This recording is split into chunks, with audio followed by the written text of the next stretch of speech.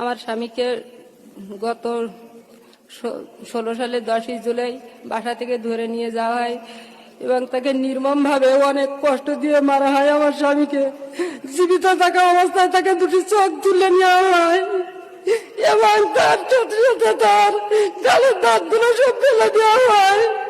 সারা রাত কঠিন নির্যাতন করে রাত শেষে তাকে মেরে ফেলা হয়। মেরে তার লাশটাকে বুঝে দিয়ে করে রাখা হয়। সেখান থেকে সেই লাশ আমার চাচা শ্বশুর শেখার মাধ্যমে কিনে নিয়ে বাসায় নিয়ে যায়। সেই 16 সাল থেকে কি কঠিন কষ্টের মধ্যে 4টা বাচ্চা কাচ্চা নিয়ে আমি বেঁচে আছি। স্বামী ছেড়ে স্ত্রী 4টা বাচ্চা নিয়ে বেঁচেছি। কি কষ্টের কি কঠিন তা আমি আপনাদেরকে বুঝাতে পারবো না। আমার 4টা বাচ্চা, 3টা মেয়ে বড় আর একটা ছেলে ছোট্ট। ছেলেটা একবারে আমার কোনে ছিল ওই সময়। উনি গত 2 বছর আগে আমার বড় মেয়েটা 2 লক্ষ টাকা দিয়ে বিয়ে দিয়ে দিছে এবং গত বছর মেয়ে মেয়েটাকে 1 লক্ষ টাকা দিয়ে বিয়ে দিয়ে দিচ্ছেন। আমি মহান আল্লাহর কাছে এটাই কামনা করি উনি দেশের প্রেসিডেন্ট হোক এবং আমার বাচ্চাদের এত ভাষায় বাচ্চাদের পাশে দাঁড়াক।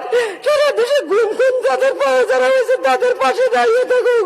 আমার বাচ্চারা এত হয়েছে তাদের বাবার স্থানীয় সাথে থাকুক, তাদের এত ভাষায় বাচ্চাদের পাশে দাঁড়াক।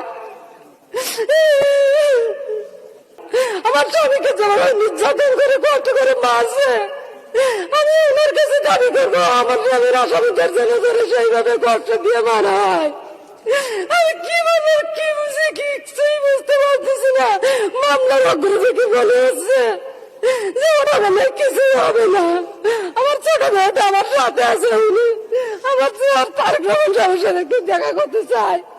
আমি ওনাকে আবেদন করবো যেন আমার মেয়েটার সাথে একটু দেখা করে এবং যেভাবে আমাদের পাশে দাঁড়িয়ে আমার বাচ্চাদের পাশে দাঁড়িয়ে এত ভাষায় মানুষের পাশে দাঁড়িয়ে যে বেশি করতে এইভাবে তুলে করুন।